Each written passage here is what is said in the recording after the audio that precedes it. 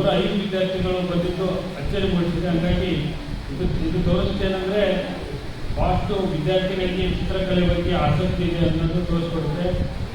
ನಮ್ಮಲ್ಲಿ ಈಗ line school ಇದೆ, ರಿಜಾರ್ಡ್, ಸೇಂಟ್ ಪಾಲ್ಸ್, ಉಮಾ ಸ್ಕೂಲ್, ಅಕ್ಷರ ಸ್ಕೂಲ್ ಹಾಗೂ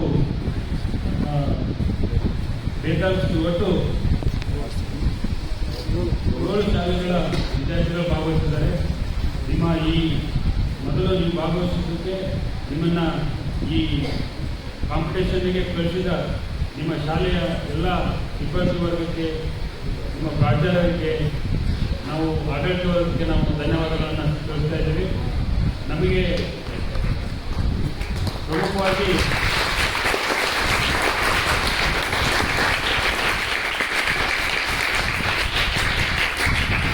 ಒಟ್ಟು ವಿದ್ಯಾರ್ಥಿಗಳು ನಿಮ್ಮ ಈ ಒಟ್ಟು 7 ಶಾಲೆಯ ವಿದ್ಯಾರ್ಥಿಗಳು ಒಟ್ಟು ಕೂಡಿಸಿದರೆ 5-6 ಸಾವಿರ ಜನ ವಿದ್ಯಾರ್ಥಿಗಳು ನೀವು ನಿಮ್ಮ ಶಾಲೆಯಲ್ಲಿದ್ದಾರೆ. ಒಟ್ಟು ಈ 7 ಶಾಲೆಯಿಂದ ಕೂಡಿಸಿದರೆ ಅದರಲ್ಲಿ ನೀವು 105 ಜನ ಬಂದಿದ್ದೀರ. ಅಂದರೆ ನೀವು ಪ್ರತಿಯೊಬ್ಬರು ಪಾರ್ಟಿಸಿಪೇಟ್ ಮಾಡಿದ್ರಲ್ಲ, ಅದು ಇಂಪಾರ್ಟೆಂಟ್.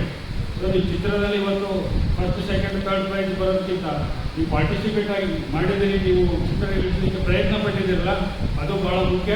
ಇವತ್ತು ನಮ್ಮ ನಡುವೆ ಆಗಿದ್ದಾರೆ ಡಾಕ್ಟರ್ ಮೇಘರಂಜನಿ ಮೇಡಮ್ ಇದ್ದಾರೆ. ಅವರು ಫೇಮಸ್ ರೇಡಿಯೋಲಾಜಿಸ್ಟು. ಡಾಕ್ಟರ್ ಪಾಟೀಲ್ ನರಸಿಂಹದಿಂದ ಡಾಕ್ಟರ್ ವೈದ್ಯರವರು. ಅವರು ತಮ್ಮ ವೃತ್ತಿಯ ಜೊತೆಗೆ ಏನು ಒತ್ತಡದ ವೃತ್ತಿಯ ಜೊತೆಗೂ ಸಹಿತ ಪೇಂಟಿಂಗ್, ಚಿತ್ರಕಲೆ ಬಗ್ಗೆ ಅತ್ಯಂತ ಆಸಕ್ತಿಯನ್ನು ಹೊಂದಿದ್ದಾರೆ. ಹಾಗಾಗಿ ಅವರು ಇವತ್ತು ಜಡ್ಜಾಗಿ ಬಂದಿದ್ದಾರೆ. ಅದೇ ಥರ ನಮ್ಮ ರಾಘವೇಂದ್ರ ಬೈಯಪ್ಪನವರು ಬಂದಿದ್ದಾರೆ. ಅವರು ನಿಮಗೆಲ್ಲ ಗೊತ್ತು, ನಮ್ಮ ಕೊಪ್ಪಳ ಜಿಲ್ಲೆಯಲ್ಲಿ ಅತ್ಯಂತ ಪ್ರಸಿದ್ಧ ಕಲಾವಿದರು. ಚಿತ್ರಕಲೆ ಮತ್ತು ಪೇಂಟಿಂಗ್ನಲ್ಲಿ ಅದ್ಭುತವಾಗಿ ಚಿತ್ರವನ್ನು ಬಿಡಿಸುವಂಥ ಕಲೆ ಅವರಿಗೆ ಶ್ರೀ ರಾಘವೇಂದ್ರ ಸ್ವಾಮಿಯವರ ಪ್ರಶಸ್ತಿಯನ್ನು ಅವರು ಪಡೆದಿದ್ದಾರೆ ಅಂತ ಕಲಾವಿದರು. ಸೊ ಈ ನಮ್ಮ ನಡುವೆ ಆ ಇಬ್ಬರು ಜಡ್ಜಸ್ಸು ನೀವು ಬರೆದಂಥ ಚಿತ್ರಗಳನ್ನು ಎಲ್ಲ ಪ್ರತಿಯೊಂದು ಯಾವುದೇ ಶಾಲೆಯ ನೀವು ನೋಡದೆ ಯಾವ ಚೆನ್ನಾಗಿದೆ ಅವನ್ನೆಲ್ಲ ಆಯ್ಕೆ ಮಾಡಿದ್ದಾರೆ. ಅವರಿಗೆ ಇಬ್ಬರು ಜಡ್ಜಸ್ಗೆ ನಾವು ನಮ್ಮ ಲೈಫ್ ಕ್ಲಬ್ ವತಿಯಿಂದ ಅವರಿಗೆ ತುಂಬ ಧನ್ಯವಾದಗಳನ್ನು ಹೇಳ್ತಾ ಇದ್ದೇವೆ.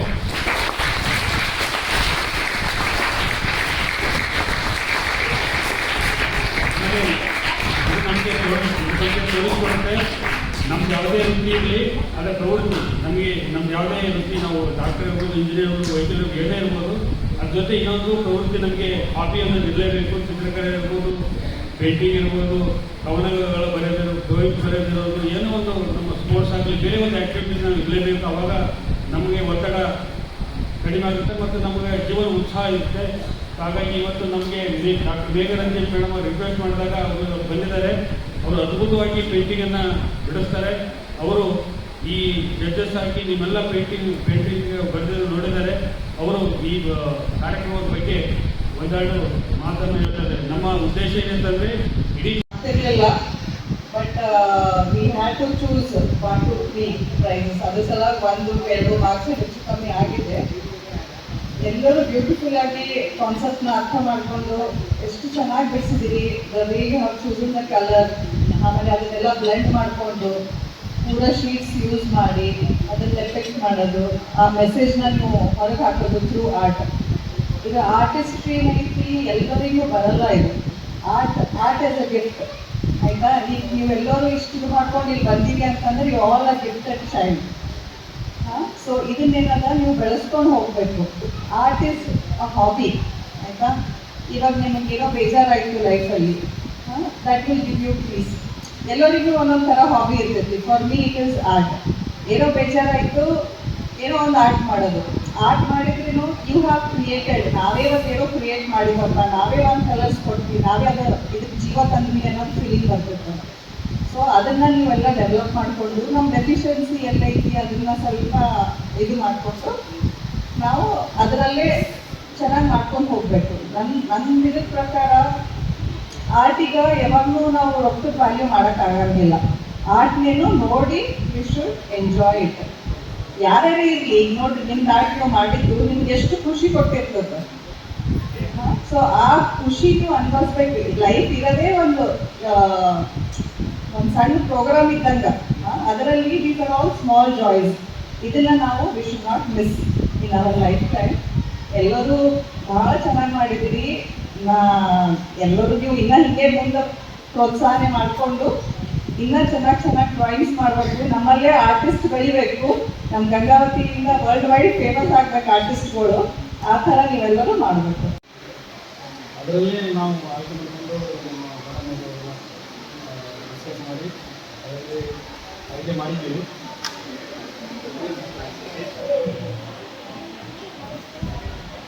ಈಗ ನೀವು ನೆಕ್ಸ್ಟ್ ಯಾರು ಕಾಂಪಿಟೇಷನ್ ಬಂದರೆ ಪ್ರಥಮವಾಗಿ ಪೇಪರ್ನ ಸ್ವಚ್ಛವಾಗಿ ಇಟ್ಕೊಳ್ಳಿ. ಮೊದಲು ಕ್ಲೀನಾಗಿರ್ಬೇಕು. ಎಲ್ಲೋ ಬಣ್ಣ ಹಚ್ಚಿದ್ದು ಪಕ್ಕದಲ್ಲಿ ಹಚ್ಚಿದ್ರೆ ನೀವು ಮಾಡಿರ್ತಕ್ಕಂಥ ವರ್ಕ್ ಕೆಟ್ಟೋಗ್ಬೇಕು. ಪ್ರಥಮ ಆದ್ಯತೆ ಅದಕ್ಕೆ. ಸಬ್ಜೆಕ್ಟ್ ಏನು ಕೊಟ್ಟಿರ್ತಾರ ಅದನ್ನು ಮನವರಿಕೆ ಮಾಡ್ಕೋಬೇಕು. ಮಾಡಿಕೊಂಡು ಅಕ್ಕಪಕ್ಕದಲ್ಲಿ ನೀವು ನೋಡಿದರೆ ಅವಕ್ಕಿಂತ ವಿಶೇಷವಾಗಿ ಮಾಡ್ಕೊಂಡು ಜ್ಞಾನವೇ ಬೇಕು. ಅವ್ರು ಮಾಡ್ಯಾರ ಕೂಡ ನಾವು ಅರೇಂಜ್ ಮಾಡೋದು ಅದು ಒಂಥರ ಕಾಪಿ ಮಾಡೋದು. ಅದರಲ್ಲಿ ನಿಮ್ಮ ವಿಚಾರಗಳನ್ನು ಮೈಗೂಡಿಸ್ಕೊಂಡು ಅದನ್ನು ರಚನೆ ಮಾಡಬೇಕು. ಮೂರನೇದು ಬಣ್ಣಗಳ ವಿನ್ಯಾಸ, ಕಲರ್ ಕಾಂಬಿನೇಷನ್ ಅಂತ ಹೇಳ್ತಾರೆ. ಈಗ ಪ್ರಖರ ವರ್ಣಗಳು ಮತ್ತು ಸೌಮ್ಯ ವರ್ಣಗಳು ಅಂತ ಇರ್ತಾರೆ. ಇಲ್ಲಿ ನಿಮಗೆ ಶಾಂತಿ ಅಂದರೆ ಸೌಮ್ಯ ವರ್ಣಗಳನ್ನೇ ಬಳಸಬೇಕು ಜಾಸ್ತಿ. ಶಾಂತಿ ಅಂತೇಳಿ ನೀವು ಅದನ್ನು ಸ್ವಲ್ಪ ಬದಲಾಗ ಅಲ್ಲಿ ಬ್ಲೂ ಗ್ರೀನ್ ನೋಡಿದ ತಕ್ಷಣ ನಮಗೆ ಕೂಲ್ ಆಗಿರ್ಬೇಕು. ಅವು ಸೌಮ್ಯ ವರ್ಣಗಳು. ಪ್ರಖರ ವರ್ಣಗಳು ಹಳದಿ, ಕೆಂಪು ಇವೆಲ್ಲ ಪ್ರಖರ ವರ್ಣಗಳೊಳಗೆ ಬರ್ತಾವೆ.